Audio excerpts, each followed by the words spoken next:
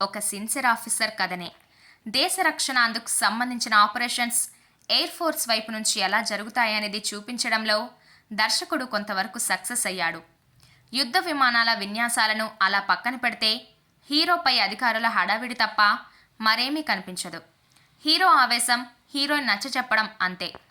దర్శకుడు కేవలం hero heroine ఇద్దరు ముగ్గురు పై అధికారుల పాత్రలపై మాత్రమే దృష్టి పెట్టాడు.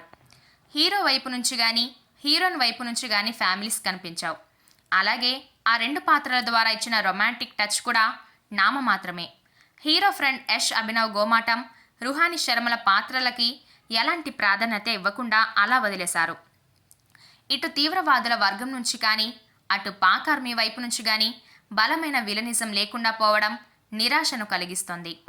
బాంబ్ బ్లాస్ట్ నుంచి ఒక 10 ఏళ్ల పాప కోసం ఒక ఆర్మీ జవాన్ తన ప్రాణాలను ఇచ్చే సీన్ మాత్రం ఆడియన్స్కి కనెక్ట్ అవుతుంది. ఇక యుద్ధ విమానాలకు సంబంధించిన దృశ్యాలను, మిసైల్ దాడులను ఆడియన్స్ పట్టుకోలేరు. తెరపై అంత వేగంగా చూపించే సన్నివేశాలు వారికి రిజిస్టర్ కావు. అందువలన సాధారణ ప్రేక్షకులకు కాస్త అయోమయం ఉంటుంది. నిర్మాణ విలువలు బాగున్నాయి. అలాగే వరుణ్ తేజ్ యాక్టింగ్ కూడా. మానుషి చిల్లర్ పాత్రకి గ్లామర్ టచ్ లేదు. ఒక ఆఫీసర్ లానే చూపించారు గనుక ఆ పాత్రలో మెప్పిస్తుంది. పాటలకి పెద్దగా అవకాశం ఇవ్వలేదు.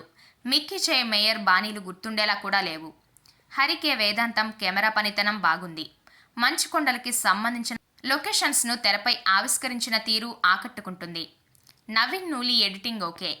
ఇలాంటి కంటెంట్తో వచ్చిన ఫస్ట్ తెలుగు సినిమా ఇదేనని అంటున్నారు. కానీ ఈ తరహా సినిమాలు హాలీవుడ్లో చాలానే వచ్చాయి. ఓటీటీ వచ్చిన తర్వాత అవి అందుబాటులోనే ఉన్నాయి. ఆ స్థాయికి మించి ఇక్కడ చూపించగలిగేది ఏదైనా ఉందా అంటే అది ఎమోషన్ మాత్రమే.